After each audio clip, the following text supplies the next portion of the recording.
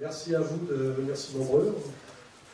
On ne s'y attendait pas, on est obligé de pousser les murs. Donc je remercie aussi la puissance invitante. C'est un peu dommage que la moitié des gens repartent. Je veux remercier Genève Non Conforme qui a organisé cette conférence. On m'avait dit d'ailleurs, fais attention quand même, ils ont mauvaise réputation. Tu n'aurais peut-être pas accepté. Alors j'aurais fait remarquer quand même que il y a Ahmadinejad, Forisson, Dieudonné, Soral, je suis dans le top. Je vais passer devant Le Pen maintenant chez les diabolisés.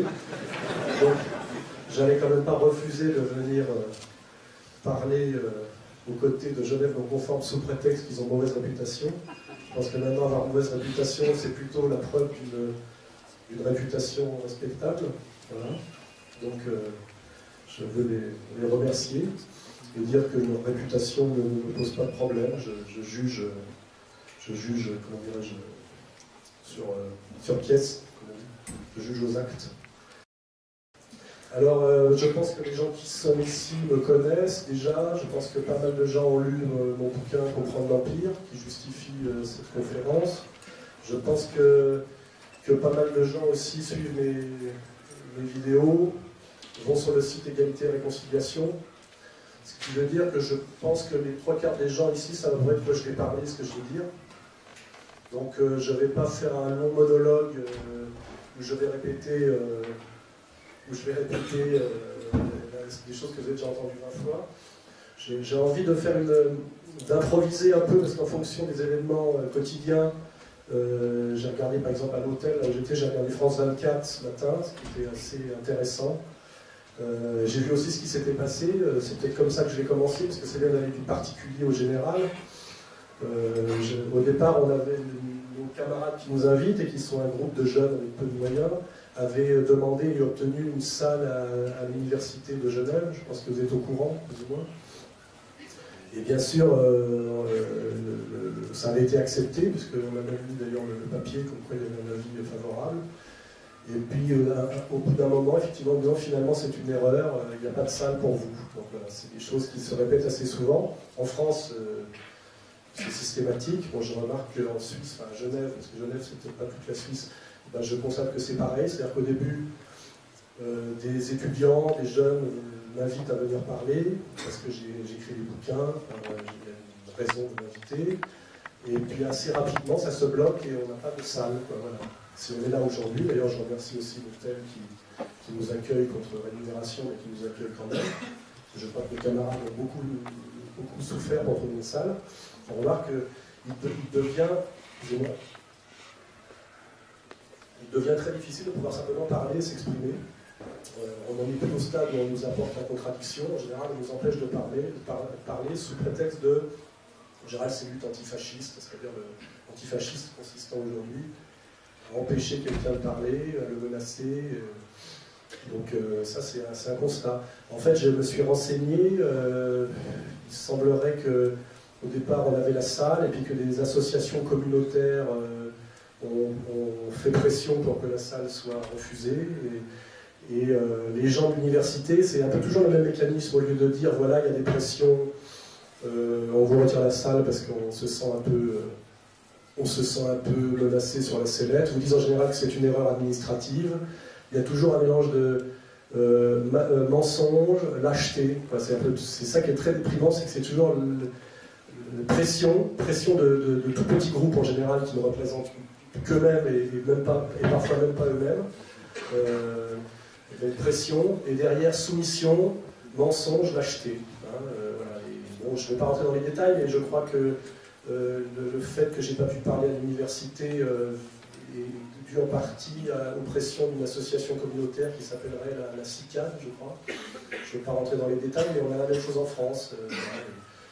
Je suis allé voir leur site, pareil, c'est assez explicite. On voit la défense inconditionnelle d'un pays du Moyen-Orient qui démontre en permanence son antifascisme militant, qui s'appelle Israël. Après, on a un lien mécanique qui est fait avec une période sombre de l'histoire, comme si l'un avait généré l'autre, ce qui est un peu déjà plus qu'une demi-malhonnêteté. Puis après, on a un truc sur les agressions, et on a l'impression qu'en Suisse, aujourd'hui, des gens rasent les murs et sont agressés en permanence. on a là la démonstration, simplement par une page d'accueil d'un site, d'un système de pression, de domination, de manipulation par le mensonge relatif, l'abus, la pression qui est assez pénible, assez malsain, et voilà, je l'ai subi, et nous l'avons subi une fois plus, comme nous le subissons en France. Voilà. Donc on a réussi à se replier ici.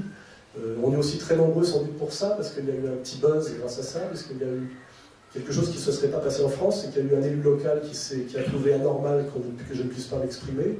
Je vous garantis qu'en France, personne n'aurait jamais osé faire ce genre de remarques, donc ça prouve que la Suisse est encore un pays un peu plus indépendant et courageux que la France. Sans doute tout ça est lié à la notion d'empire et de position par rapport à la domination impériale. Il y a eu d'ailleurs, je vais amener là un contre, parce que je voudrais sur ce sujet, un contre-article qui a été fait après, parce que la presse suisse n'a pas été très méchante avec moi, j'ai remarqué, parce que j'ai vraiment l'habitude de traitements horribles en France. Moi, Dieudonné et d'autres, on est vraiment traités à chaque fois comme si on était des réincarnations d'Adolf Hitler.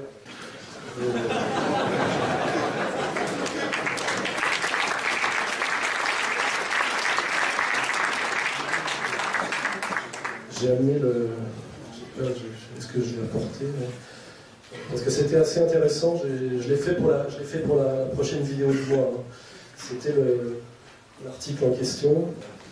Et après, en fait, comme il y a eu des protestations et des gens qui ont trouvé que c'était pas très normal de ne pas laisser exprimer à l'université, alors que le Hamas avait le droit de s'exprimer à l'université quelques jours avant. C'est-à-dire qu'en fait, je suis sur l'échelle de la diabolisation et de la menace, je suis au-dessus du Hamas. C'est flatteur.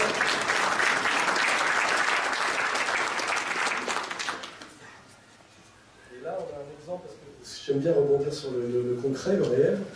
On a finalement, pour clore le débat, quelqu'un qui est un volontaire, il s'appelle Michel Odetta, je ne sais pas s'il est là.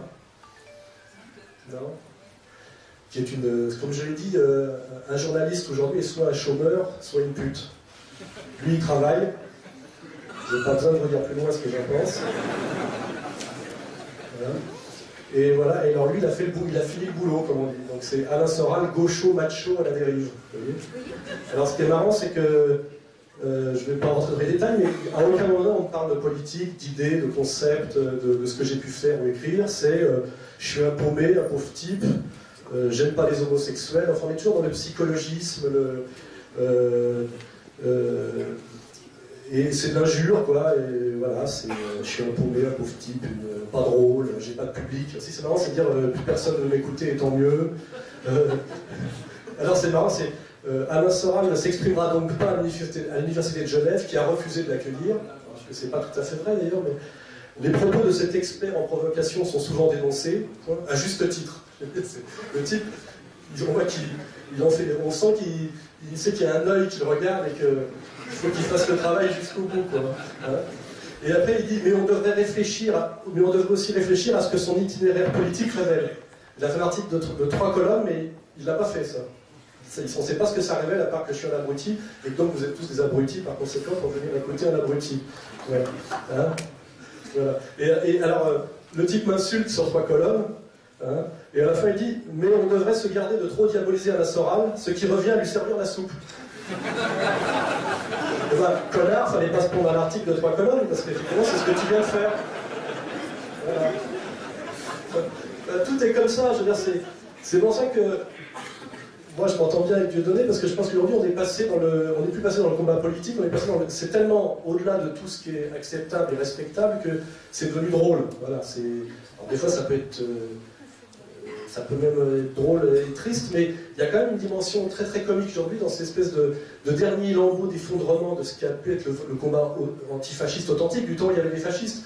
Mais après on est passé d'un combat antifasciste sans fasciste à un combat antifasciste où les antifascistes ont tous les stigmates et les comportements des fascistes, alors qu'en face on a des Africains, des Métis, des militants de la cause palestinienne qu'on essaie tous de déguiser en ordre noir de la SS. Et c'est pour ça d'ailleurs que Dieudonné a poussé l'humour jusqu'au bout en se grimant lui-même en Asie pour montrer que s'il y avait quand même quelque chose de très comique.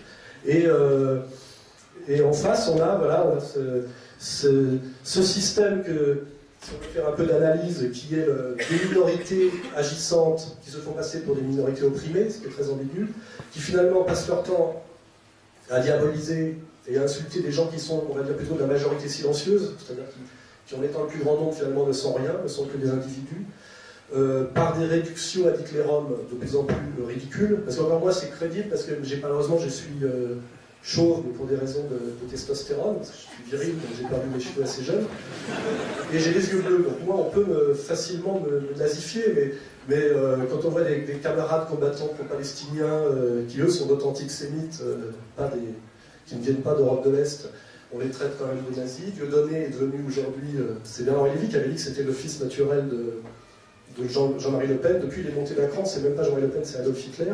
On est effectivement dans des espèces de constructions totalement inversées qui sont drôles et qui, ça me rassure quand je vous vois, ne marchent plus en réalité en dehors du monde de ce que Debord appelle spectacle, c'est-à-dire ce monde entièrement verrouillé de la domination. Puisque je vous garantis que si aujourd'hui il y avait une conférence de Michel Odetta, je vais le redire parce que lui, sur la lutte contre le fascisme national, il y aurait 3 personnes qui viendraient pour lui. Voilà, et là, effectivement, s'il est là d'ailleurs, ce serait bien qu'il se montre, j'irai lui parler après en privé, lui expliquer ce que c'est que ma conception de la déontologie journalistique. Et il serait assombri de voir qu'il y a du monde et qu'il n'y a pas que des nazis. Et que les gens ont un QI en réalité plutôt supérieur à la moyenne des gens qui consomment du média de masse. Donc tout ça est assez drôle. Et d'ailleurs, si je retrouve mes notes, pour résumer ça, pour m'amuser, j'ai trouvé ces 2 citations qui résument bien la situation actuelle. Alors je vais vous lire 2 citations sans vous dire de qui elles sont, et je vous dirai après de qui elles sont. C'est un... J'aime bien maintenant être dans la pédagogie amusante. Les Blancs ont toutefois apporté quelque chose à ces peuples colonisés, le pire qu'ils puissent leur apporter, les plaies du monde qui est le nôtre, le matérialisme, le fanatisme, l'alcoolisme et la syphilis. Pour le reste, ce que ces peuples possédaient en propre étant supérieur à ce que nous pouvions leur donner, ils sont demeurés eux-mêmes. Une seule réussite à l'actif des colonisateurs, ils ont partout suscité la haine. Cette haine qui pousse tous ces peuples, réveillés par nous de leur sommeil, à nous chasser. Il semble même qu'ils ne se soient réveillés que pour cela. Voilà, très belle phrase anticolonialiste. Après, j'en ai une autre, d'un autre genre. Hitler était un génie militaire inégalé. Le nazisme a fait passer l'Allemagne d'un bas niveau à un niveau physique et idéologique fantastique. Les jeunes locteux ont été transformés dans une catégorie propre et ordonnée de la société, et l'Allemagne a disposé d'un régime exemplaire, d'un système de justice adéquat et de l'ordre public. Hitler aimait la bonne musique, il pouvait peindre, les nazis n'étaient pas une bande de voyous. Alors la première citation sur le colonialisme est tirée du testament politique d'Adolf Hitler, noté par Martin Bormann, préface de Trevor Roper, édition Fayard 1957. 59, excusez-moi. Voilà, donc ce qui veut dire d'ailleurs que cette phrase Hitler très peu connue pouvait sortir dans un livre édité chez Fayard, qui est un éditeur français qui a pignon sur rue, en 1959. Pour vous dire comme le climat s'est dégradé aujourd'hui. Alors, plus la guerre s'éloigne, on pourrait analyser calmement la situation. Or, plus ces temps de violence s'éloignent, plus l'hystérie augmente. C'est ça qu'il faut comprendre. La deuxième phrase sur le génie d'Hitler, etc., est une citation de M. Moshe Feiglin, donnée au quotidien israélien Haaretz. Et ce monsieur Feiglin a obtenu le 31 janvier dernier 23% des voix, soit près d'un quart des suffrages aux élections internes pour la direction du Likoud, parti majoritaire et au pouvoir en Israël. Voilà. Donc là, vous avez 2 citations qui vous situent bien l'inversion des valeurs à 180 degrés que nous vivons actuellement, et qui fait que c'est tellement énorme et tellement violent que ça produit un effet comique certain. Voilà. Hein, et que je pense que la meilleure chose que nous devons faire, c'est en rire, parce qu'il serait même assez maladroit finalement à la venue d'en être agacé. Voilà, nous vivons une époque comique, mais au sens, je pense, shakespearien du terme. Voilà. Donc, j'ai fini sur cette petite introduction pédagogique. Tout ça s'explique quand même, si je veux me raccorder à ma conférence de base, avec quand même un processus global, ce n'est pas une succession de hasards et d'accidents, que j'appelle moi l'empire, qui ne se réduit pas à l'empire tel que le décrivent les marxismes, hein, c'est-à-dire le processus impérialiste qui est la dérive de l'accumulation capitaliste. C'est pas que ça. C'est pas non plus la définition classique de l'empire qui est bon, une nation qui s'étend, qui prend le pouvoir sur d'autres nations. C'est quelque chose en fait d'assez spécifique et qui correspond à ce que nos maîtres appellent eux-mêmes le nouvel ordre mondial et le désir et la volonté d'aller vers un gouvernement mondial unifié.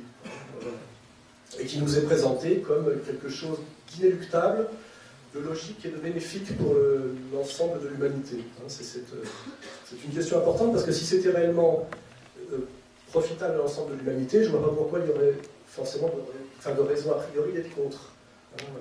Et ce processus impérial qui comment est dénoncé par des intellectuels et des gens considérés comme un peu farfelus depuis des années, et qu'on traitait il y a encore quelques années de théorie du complot, aujourd'hui est le projet officiel et permanent de nos dirigeants. Ils en parlent tous, ils le revendiquent tous, ils nous le promettent tous, ils disent d'ailleurs qu'ils iront à marche forcée d'une manière ou d'une autre, et on ne peut plus douter de cette volonté, de ce processus d'unification mondialiste sous un seul gouvernement. Voilà. Et la question est de savoir, en gros, quels sont les moteurs de la vision du monde, le moteur, comment ça conclut ce processus. Et après, quand on comprend ce processus, qui est un processus de domination impériale, ça nous donne les moyens, à mon avis, de comprendre qui résiste et qui se soumet à ce processus et de pouvoir juger de situations très complexes qu'on ne peut juger, à mon avis, sérieusement qu'à partir de ce point de vue, de ce prisme, notamment si on parle de la question syrienne actuelle, de la question libyenne il y a quelque temps, de la question très complexe des différents courants qui s'opposent à l'intérieur du monde, lui-même très complexe musulman, et de la question aussi des politiques intérieures de nos propres pays et gouvernements. La Suisse étant d'ailleurs un pays dont je ne peux pas parler en spécialiste, mais qui est très à part, puisque la Suisse, contrairement à la France, n'est pas dans l'Union européenne, et a encore un petit statut de nation indépendante, même si c'est renié de manière subtile et chaque jour un peu plus, idéologiquement et techniquement. Et c'est ce processus qu'il faut comprendre. Donc moi j'ai fait beaucoup de boulot déjà là-dessus, je pense que vous connaissez pas mal de conférences sur ce sujet. Et j'essaye d'aller au plus simple. Hein, et je me dis, à quoi peut-on résumer ce processus impérial? Déjà, il correspond à une vision du monde qui est, en fait, je le dis aujourd'hui calmement, c'est la vision de l'Ancien Testament. Hein. C'est ce qui est promis dans l'Ancien Testament tel que le lisent, on va dire, les protestants et les juifs, puisqu'en fait, l'Ancien Testament se lit différemment selon qu'on soit catholique, protestant, et dans le protestantisme sans doute avec des variations très importantes entre un luthérien, je veux dire, stricto sensu, et un néoconservateur américain, ça change énormément, c'est une situation complexe, et aussi tel que le lit un juif, sachant que c'est le Talmud qui vous dit comment vous devez lire l'Ancien Testament, qu'on appelle nous le Pentateuque, qu'on appelle la Torah, qui est une compilation de 5 textes, hein, sur lequel je ne digresserai pas. Certains pensent que c'est Dieu qui l'a écrit, s'ils sont religieux, d'autres pensent que c'est des hommes, que ça a été écrit plusieurs fois, que c'est plus ou moins apocryphe, traduit, retraduit. C'est pour ça que, n'étant pas religieux et sachant qu'on ne rentre pas dans les débats théologiques avec l'arme du logos, ce qui ne veut pas dire grand-chose, après c'est des questions de croyance, moi je reste un peu extérieur à tout ça et je me dis quand même, il y a aujourd'hui dans le processus impérial un fondement qu'on peut aller chercher, si on va chercher au plus profond, qui est l'Ancien Testament, et qui est partagé globalement, on va dire, par les Juifs et les protestants, ce qui veut dire que ne sont pas dans ce projet strictement les catholiques, qui sont plutôt sur les évangiles, hein, ça c'est une distinction que les Suisses peuvent faire assez facilement, puisqu'il y a des protestants et des catholiques, mais dans d'autres sphères, les gens sont tellement aujourd'hui déchristianisés que quand on leur dit chrétien, ils peuvent mélanger comment dirais-je, les lefévristes catholiques et on va dire les néoconservateurs, les évangélistes américains, ce qui n'a strictement pas plus de rapport que si on compare aujourd'hui, je dirais, le chiisme du Hezbollah et l'islam du Qatar, vous voyez, c'est à peu près aussi divers. C'est important d'admettre la diversité du monde chrétien comme on admet la diversité du monde musulman, parce que dès que vous avez admis cette diversité, cette complexité, la stratégie du choc de civilisation s'effondre immédiatement. Il ne peut pas y avoir un monde chrétien uni contre un monde musulman uni, ça n'existe pas, parce que les chrétiens n'ont jamais été unis, et les musulmans non plus. Voilà. Donc en réalité, c'est une partie des chrétiens alliés à une partie des musulmans, contre une autre partie des chrétiens alliés à une autre partie des musulmans, avec des juifs aussi qui sont dans tout ça, des Chinois qui regardent, qui eux sont un empire qui est très intéressant, car c'est un empire qui est en train de montrer sa puissance et qui ne fonctionne pas sur les religions. C'est le seul empire, je crois, religieux de la planète. Hein. Les valeurs de la Chine sont essentiellement des sagesses. Hein. Ça ne fonctionne pas sur des religions révélées. Donc là, ça peut marcher aussi sans religion révélée. Il y a le monde chinois qui est un peu en dehors, et le monde indien, enfin des Indes, qui est un système de caste, qui est aussi un autre monde. Donc on est quand même là dans ce combat impérial compliqué, se situe quand même à l'intérieur de ce que j'appelle moi la sphère abrahamique post-méditerranéenne, c'est-à-dire quelque chose qui a à voir avec l'histoire de la Méditerranée, avec trois religions monothéistes qui à la fois ont le même substrat et donc s'engueulent, et je ferai qu'on s'engueule d'autant plus fort qu'on a les mêmes bases, hein, puisqu'on n'est pas... on n'est pas dans l'exotisme ou l'exogène, on est dans le combat à partir des mêmes bases, ce qui est toujours le combat le plus violent, comme de dire que les plus grandes haines sont dans les familles. Vous voyez, pour haïr quelqu'un, il faut le connaître et finalement partager beaucoup. Il faut être d'accord sur les prémices et s'engueuler sur les conclusions, d'une certaine manière. Ce qui fait qu'effectivement, la question à poser, c'est comment le monde chinois ou le monde indien des Indes voit, comment dirais-je, cette espèce de combat interne à l'intérieur du monde monothéiste, parce qu'en réalité, c'est ce dont nous parlons en ce moment, ce processus impérial, qui est un processus de domination et de résistance, se passe essentiellement à l'intérieur du monde monothéiste abrahamique. Voilà ce qui est intéressant. Donc nous avons cette vision du monde, effectivement, qui est ce que j'appelle le monde judéo-protestant de l'Ancien Testament, qui est, si on prend, comment dirais-je, le messianisme, le prophétisme juif ou américain, est quand même une vision, comme le disait De Gaulle, de peuple sur de lui et dominateur, que ce soit les Américains du Mayflower ou les Juifs qui sont aujourd'hui sur leur idéologie dominante, que j'appelle le judaïsme talmudo-sioniste, parce qu'en fait, n'étant pas essentialiste et religieux, je crois que les religions évoluent doucement selon les périodes et s'adaptent, et qu'il y a plusieurs judaïsmes selon les époques, et ce qui est intéressant, c'est de juger du judaïsme d'aujourd'hui comme de juger du protestantisme aujourd'hui, c'est-à-dire le protestantisme qui est au cœur de l'idéologie de domination américaine, est un certain protestantisme qui n'est pas le luthérianisme ou le calvinisme, mais ce qu'on appelle la pensée, on va dire, néo-évangélique américaine, et qui s'accorde très bien avec le judaïsme que j'appelle talmudo-sioniste, qui est aussi un judaïsme qui ne peut pas se penser au XVIIIe siècle, à mon avis, qui ne peut se comprendre qu'à partir de l'émancipation des Juifs d'Europe, des Juifs des Lumières, puis de la contre-offensive sioniste, qui est une réaction au judaïsme des Lumières, il faut bien le comprendre, qui ne peut se comprendre géopolitiquement qu'après la déclaration Balfour, etc., qu'après effectivement cet événement que certains appellent magique, qui est le fait qu'après 2000 ans, l'Israël rêvé, l'année prochaine à Jérusalem, existe à nouveau. Donc on est dans ce monde-là. Nous avons effectivement une convergence de deux groupes humains qui se fondent sur ce que j'appelle moi un système de valeurs, une idéologie, mais qui pour eux est une religion révélée, et qui sont deux peuples qui sont messianiques et comment dirais-je, et dominateurs, et qui veulent soit par le libéralisme de marché, soit au nom d'une révélation et d'une élection, imposer leur vision au monde, qui, si on creuse un peu plus, et c'est là où on voit que l'Empire a plusieurs articulations, est une domination qui s'accomplit par le processus bancaire. Hein, il faut bien le comprendre. Hein, en essayant d'aller au plus simple, à force de travailler,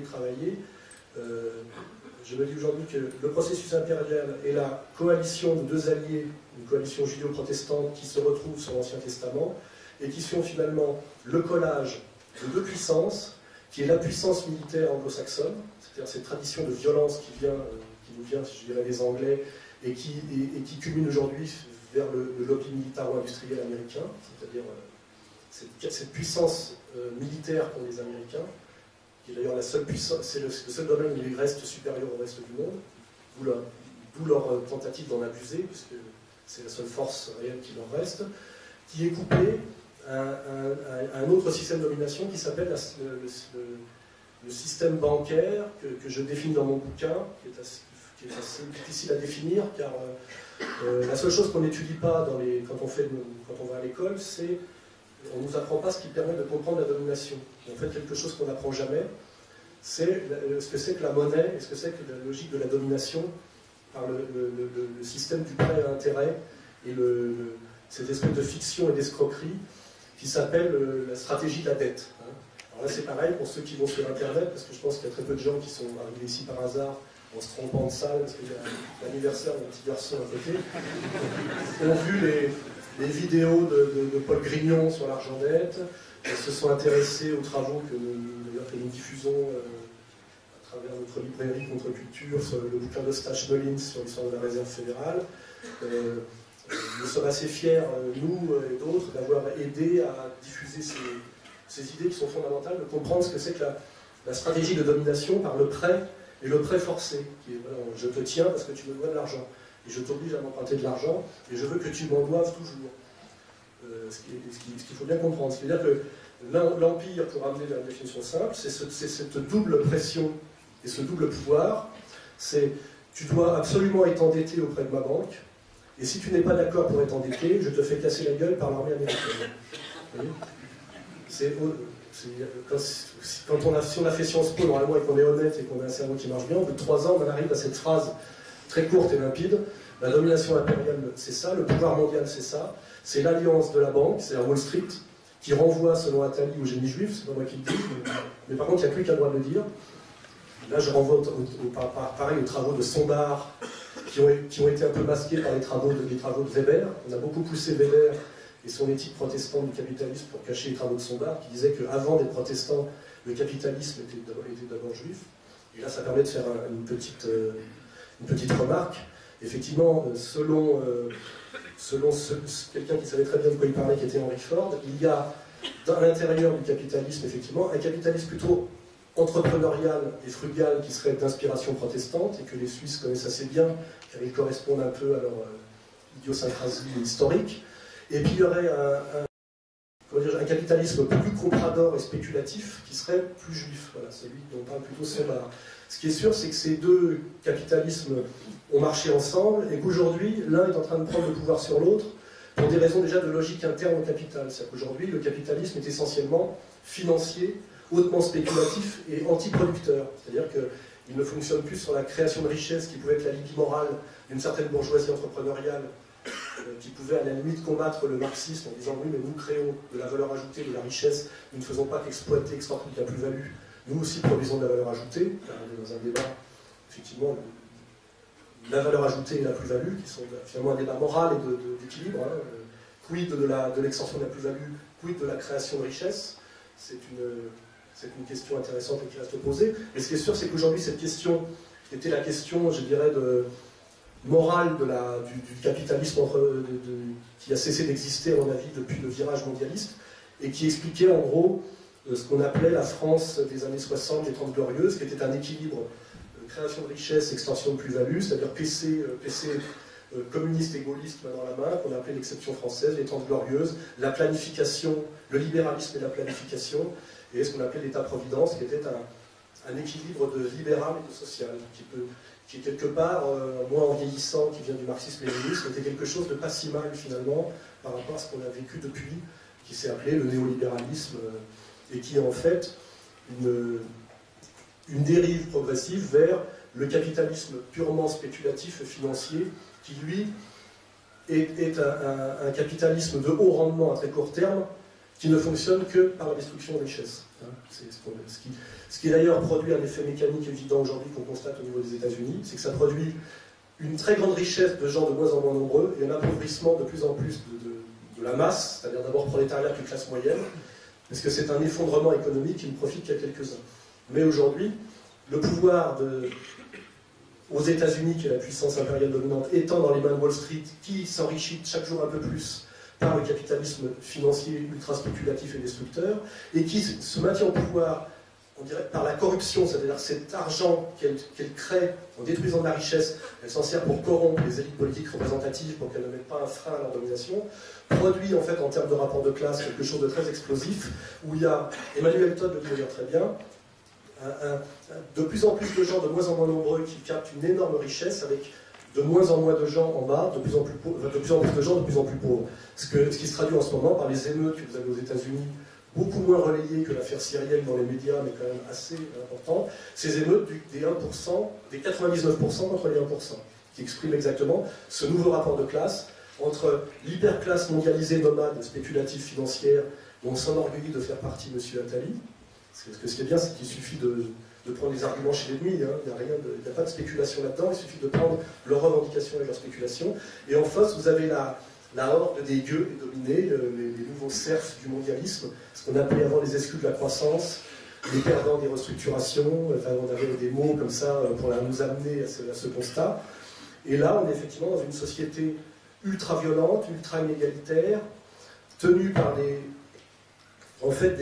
gens qui se prétendent libéraux, mais là aussi, petite digression, qui sont en fait des oligarchiques intégraux, car là aussi, petite parenthèse, il faut comprendre qu'on subit un double processus croisé, c'est qu'à la fois le monde est de plus en plus libéral au sens idéologique, c'est-à-dire extension de la logique marchande, qui se répand de plus en plus de la sphère marchande initiale à tout ce qui est au-delà de la marchandise, c'est-à-dire les produits culturels, puis le corps, les organes, l'air.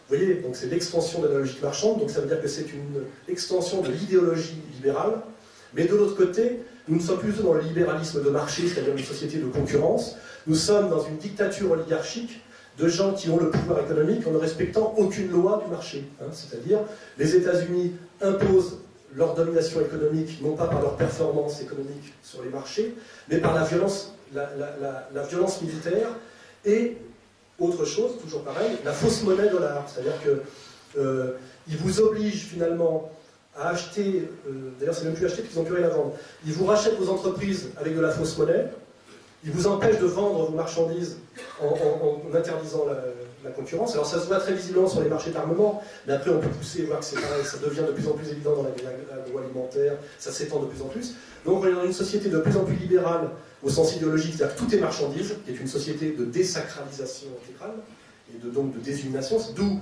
des réactions religieuses évidentes de gens qui appellent ça le satanisme, ce qui est normal, c'est une religion où le sacré n'existe plus, une religion d'horizontalité et de relativisme intégral, qui est une société qui a été décrite selon ses critères par toutes les sagesses de tout le monde comme une société qui va vers sa destruction et une société de type satanique. Donc ça c'est une évidence, l'extension de la logique marchande à tout et la définition matérialiste du satanisme, hein. C'est la destruction de la morale, ce qui nous amène à une logique par exemple à la fin évidente, il n'y a plus de service public. On paye pour avoir des pompiers si on a moyen de payer, et si vous n'avez pas payé l'assurance pompier, les pompiers ne viennent pas attendre à arrêter l'incendie chez vous. Ce qui pose un problème, même je dirais, de dysfonctionnement collectif, parce que le feu peut se propager à l'immeuble d'à côté. Voilà. Donc après la question c'est, il n'a pas payé sa cotise, mais si on n'éteint pas l'incendie, ça va cramer l'immeuble d'à côté, donc lui il a payé. Ce qui veut dire que ce processus libéral intégral est totalement dysfonctionnel sur le plan de la gestion collective. Et ça on le vit chaque jour un peu plus. On l'a vécu avec la privatisation du ferroviaire en Angleterre, et là je viens de parler avec un type de la SNCF en descendant du train. Je dis comment ça se fait que le TGV met 3 quarts d'heure de plus pour arriver qu'il mettait l'année dernière. Il me dit parce qu'on avait privatisé les voies, c'est une catastrophe, elles sont toutes en voie d'effondrement, on est en train de tout racheter en douce, la SNCF rachète toutes les voies, et il y a 2 ans de travail à mort pour pas que les trains déraillent, tellement c'est une catastrophe. Mais ça, vous n'en entendez pas parler. C'est-à-dire que la SNCF est en train de racheter les voies qui avaient été privatisées, ce qui veut dire qu'il y a des dysfonctionnements dans le système libéral qui prouvent que c'est, au niveau anthropologique, quelque chose qui est une aberration quand ça devient un plein pouvoir. Et si on regarde de l'autre côté, en réalité, nous ne sommes plus du tout en situation de marché. Il est pratiquement impossible de monter une PME, une PMI. Vous êtes étranglé par les impôts. Il suffit de regarder les statistiques de dépôt de bilan de la moyenne entreprise. La classe moyenne s'effondre. Et tout le système de marché aujourd'hui est oligarchique, c'est-à-dire est un privilège de caste qui fonctionne sur la dette obligatoire, le racket monétaire et le racket bancaire, avec les stratégies d'endettement, etc. Et en dernière instance, si vous ne voulez pas vous soumettre, sur la menace par l'armée américaine.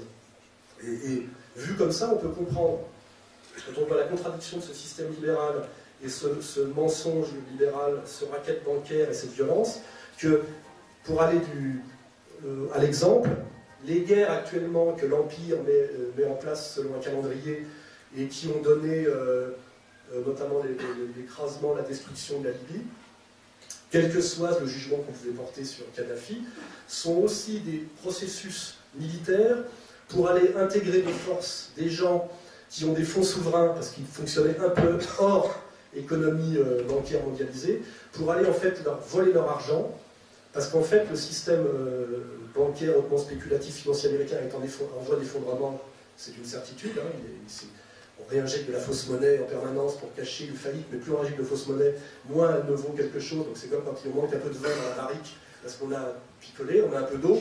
Ça peut marcher tant qu'il y a 5% d'eau, mais quand on arrive à 90% d'eau dans une barrique de vin, c'est plus du vin. Voilà. Et aujourd'hui, on est dans ce problème-là d'une fuite en avant exponentielle de fausse monnaie, dont on sait tous qu'elle aboutit à une pyramide, je sais pas, on dit de Ponzi, ou je sais pas quoi, et qu'on va vers l'effondrement.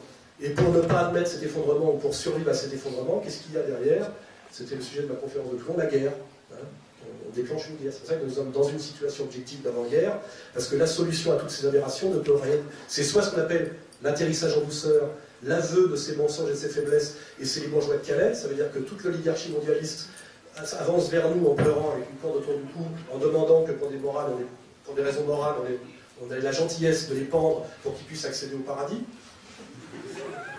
On peut rêver, mais comme ce sont plutôt des adorateurs de Satan, je le dis de façon métaphorique, mais sans doute peut-être moins métaphorique que ça, ils vont nous coller sans doute la Troisième Guerre mondiale, parce qu'ils ont joué à un jeu qu'ils nous ont imposé. Ce jeu, ils ont triché, ils sont en train de perdre, et comme ils sont en train de perdre, ils vont casser le jeu comme un enfant mal élevé quand il voit qu'il est en train de perdre au Monopoly, donne un grand coup de pied dans le jeu de Monopoly. Alors on découvre finalement que ces gens qui se présentent comme le sommet de la civilisation judéo-chrétienne, autre escroquerie, inventée au XIXe siècle, il n'y a pas de civilisation judéo-chrétienne, il y a une civilisation helléno-chrétienne, mais pas judéo-chrétienne. Et ces gens-là se comportent comme des enfants mal élevés, des voyous, au moment où ils perdent la main, ils perdent le contrôle. Ça me fait penser un peu aux élections françaises en ce moment. Ils ont fait monter un peu Marine Le Pen, comme ils avaient fait pour Le Père, parce qu'ils en avaient besoin. Elle monte trop haut, ils essaient de lui empêcher d'avoir les signatures, parce que même à ce jeu qu'ils ont imposé et qu'ils contrôlent, quand ils voient qu'ils perdent selon les règles imposées, ben, ils trichent. C'est un monde de tricheurs violents, hein, et d'enfants mal élevés. C'est ça qui est tragique, c'est que finalement, quand on voit un discours d'Ahmadinejad par rapport à Sarkozy, on a une espèce d'adulte qui a au fond de lui, quand il s'exprime, toute la sagesse de la civilisation perse, et en face on a un petit voyou immature, plein de tics, bourré sans doute de bêta-bloquants. Voilà. Et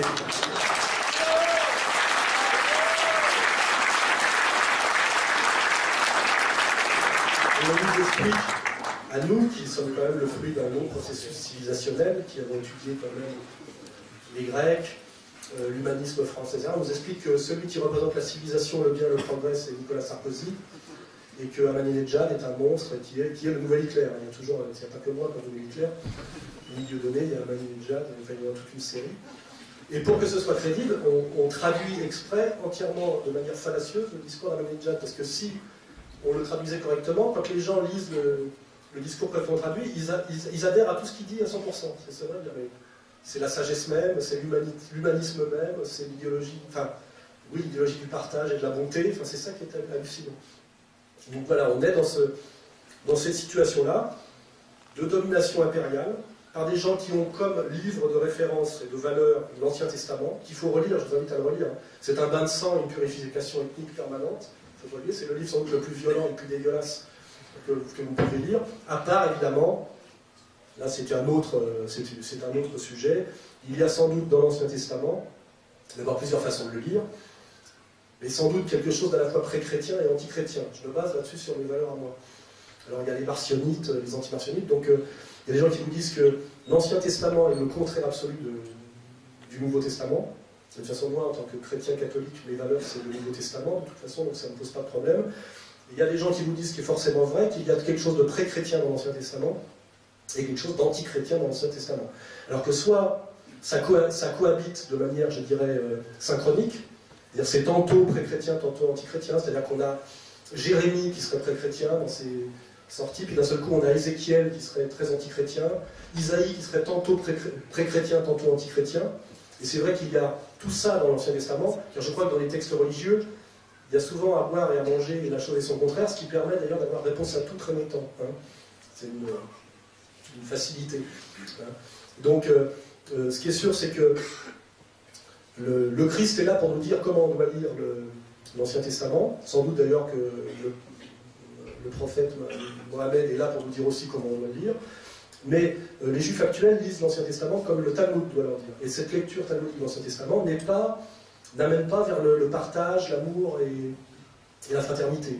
C'est un projet de domination politico-terrestre qui doit s'accomplir à partir d'une terre qui est promise, ce qui veut dire que ce n'est pas la terre des ancêtres, c'est la terre promise. Déjà, on l'apprend à quelqu'un d'autre. Hein.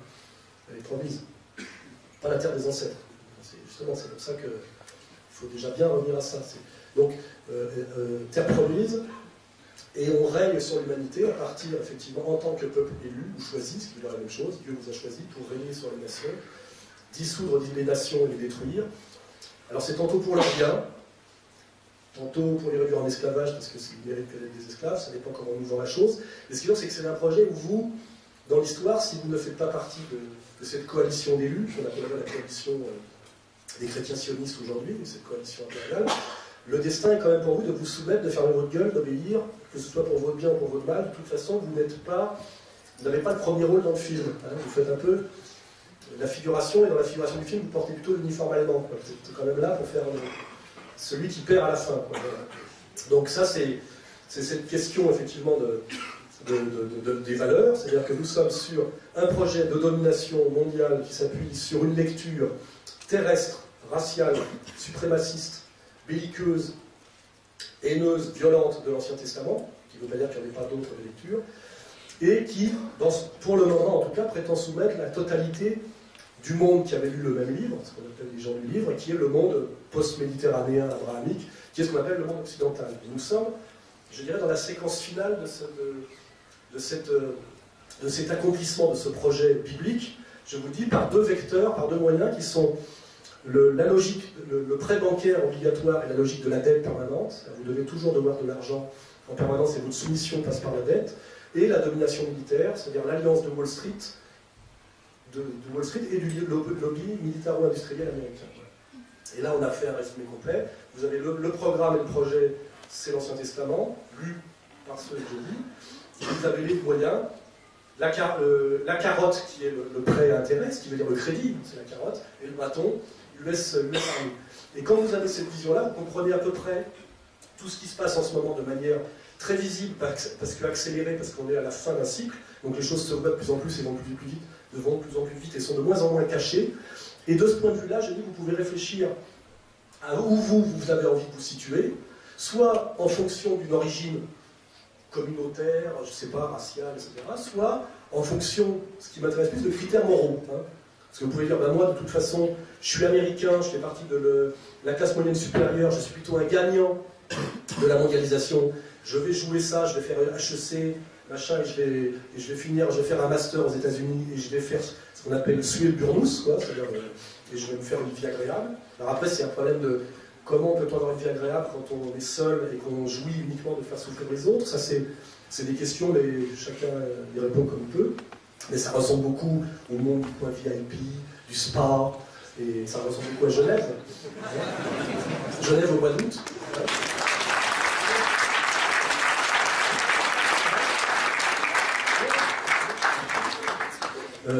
Soit on se dit, bah, je suis membre du peuple élu, je suis né comme ça, ma maman m'a dit qu'il fallait que je le fasse, je le fais.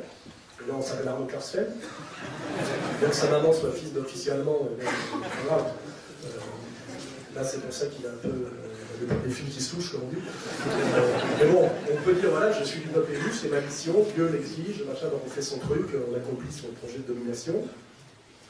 Voilà, et on peut aussi dire, voilà, moi je suis un humilié palestinien qui en a volé sa terre, je me bats pour essayer de la reconquérir, on a d'autres trucs. Et puis aussi, quand on est des gens comme nous, qui finalement avons le choix, parce qu'on est du petit bourgeois français blanc, du petit bourgeois suisse, c'est-à-dire en conscience, en fonction de critères moraux qu'on m'a appris, et qui semblent faire la distinction entre le bien et le mal, le haut et le bas, le juste et l'injuste, et qui sont ce que j'appelle moi les valeurs helléno-chrétiennes, c'est-à-dire la charité, l'amour chrétien, et le logos grec, c'est-à-dire la logique, qui sont deux universaux, c'est-à-dire l'universaux de l'amour et de la charité, et l'universel de la discussion possible par la pensée logique partagée, hein, c'est-à-dire la logique d'Aristote, parce que si on n'est pas dans la logique partagée, c'est-à-dire si on discute sans admettre qu'il y a des règles fondamentales de ce qui est logique et de ce qui ne l'est pas, on tombe dans des batailles de sophistes, et dans ce que certains appellent d'ailleurs le pile-poule, c'est-à-dire la casuistique dialectique, ce que Schopenhauer appelle l'art d'avoir toujours raison, c'est-à-dire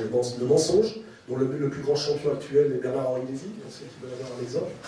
La guerre sans l'aimer, le mensonge sans l'aimer, le vol sans l'aimer, la mort sans l'aimer, et ta sœur, enfin voilà, ouais, sans l'aimer, mais tu le fais quand même de A à Z. Voilà. Qu'est-ce que ce serait si tu l'aimais? Donc l'escroquerie, ce qu'on appelle l'escroquerie, dont on voit les représentants en chef en France, Attali, chacun dans son secteur, hein, Minc, l'escroc de l'économie, l'escroc de la géostratégie. Et ce qui est très problématique actuellement, et je le dis, c'est qu'il y a beaucoup de juifs chez ces gens-là. Ce qui est très embêtant pour ce que j'appelle les juifs du quotidien, qui sans doute ne sont pas spécialement impliqués, mais qui sont entraînés là-dedans. Et c'est un des gros problèmes aujourd'hui, c'est comment faire le distinguo entre ces élites qui se réclament une lecture de l'Ancien Testament entièrement belliqueuse, raciale et dominatrice, et qui systématiquement dans leur vie de tous les jours immergés chez nous, se comportent exactement à l'inverse de tout ce qui fait un honnête homme. Comment cela ne peut-il pas avoir de conséquences sur ce qu'on appelle la question de l'antisémitisme? Et quelles sont les causes de l'antisémitisme? Vous voyez, il y a un petit con là qui a écrit un article, il n'a pas trouvé, il n'est pas bien au fond du sujet, effectivement, il y a un gros problème en ce moment, et on y répond en me virant de l'université de Genève, en disant que je suis un gaucho macho à la dérive. Je pense que je suis un intellectuel honnête, qui fonctionne selon les critères du logos grec et de la charité chrétienne bien comprise, donc je m'inscris dans la pure tradition humaniste française, je me sens, de ce point de vue-là, parfaitement français, et au nom de ces valeurs qui sont universelles au sens où nous l'entendons, car elles sont celles, on va dire au moins de l'Occident chrétien, et elles sont, je l'ai vérifié, partagées par les musulmans, car il y a strictement les mêmes valeurs dans le Coran qu'il y a dans les évangiles, j'ai pu le vérifier, je l'entends sur moi, je le lis à chaque fois dans le train, voilà, c'est les mêmes valeurs. Et bien, au nom de ces valeurs-là, qui condamnent l'usure, d'ailleurs, comme par hasard, qui condamnent les prêts intérêts sur lesquels il ne peut pas y avoir d'épopée bancaire et de logique de la dette, au nom de ces valeurs partagées, en mon âme et conscience, je me dis que le combat à mener est forcément du côté des résistants à l'Empire, que du côté, je dirais, du processus impérial. Voilà. Et c'est pour ça qu'aujourd'hui...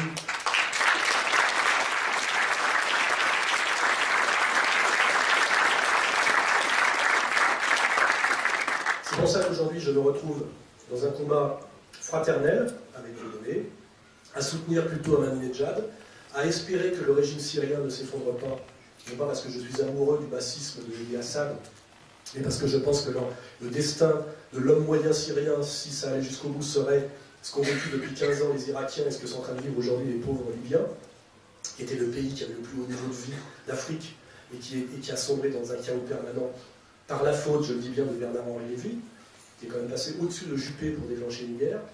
Et donc il a bien dit, à Ruth El-Kriev, qui ne comprenait pas tout, moi qui suis un ami inconditionnel d'Israël, je te le dis, Ruth, c'est bon pour Israël. Et là, je m'adresse à certains salafistes belges qui ne comprennent pas tout. Quand Bernard-Henri Lévy dit que de donner le pouvoir à des soi-disant islamistes qui sodomisent et assassinent un leader politique en criant Allah Akbar, et quand il vous dit que c'est bon pour Israël, le bon musulman intelligent doit se poser des questions de savoir dans quel camp il faut qu'il se batte, ou au moins qu'il s'abstienne d'être sur la photo. Parce que je ne pense pas que ça va l'aider beaucoup dans les temps à venir, quand on comprend que la domination impériale, ayant besoin pour accomplir son projet, qui est un projet de souffrance et de domination, de trouver comme un bouc émissaire un responsable à tout ça, il est évident que le responsable officiel vendu par les médias ne sera pas la coalition, je dirais, de la coalition judéo-protestante de nos dominateurs américano-sionistes. Ce n'est pas eux qui seront montrés du doigt. Ça sera par contre certains barbus qu'on est en train de recruter et d'armer en ce moment via l'argent du Qatar dans les banlieues parisiennes. Ceux-là, on est en train de les former pour qu'effectivement on puisse, quand le français qui sera transformé en grec, vous voyez, gréquisé jusqu'au bout, cherchera où déverser sa saine colère, je pense que là, d'un seul coup, on lui sortira une petite bande de barbus qui vendent encore du shit il y a 2 ans et qui leur a vite collé une djellaba et une fausse barbe, et qui malheureusement, vu leur niveau d'éducation, de colère, et les manipulations et l'argent, c'est-à-dire la corruption, toujours pareil, seront très contents sur des petites vidéos filmées avec des portables, comme on sait très bien le faire en Syrie et en Libye, seront très très bien faire, crier à la barre en égorgeant un ou deux Français de souche en pantoufles, pour être sûr que la colère populaire bascule bien dans le camp qu'il faut, et qu'elle soit bien déviée de sa, comment dirais-je, de sa destination légitime. Et je pense que nous sommes à l'avant-veille, peut-être même à la veille de tout ça. D'où, pour moi, l'urgence, effectivement, de faire de la pédagogie, c'est ce que je viens de faire, et maintenant de la discussion, puisque j'attends vos questions. Merci.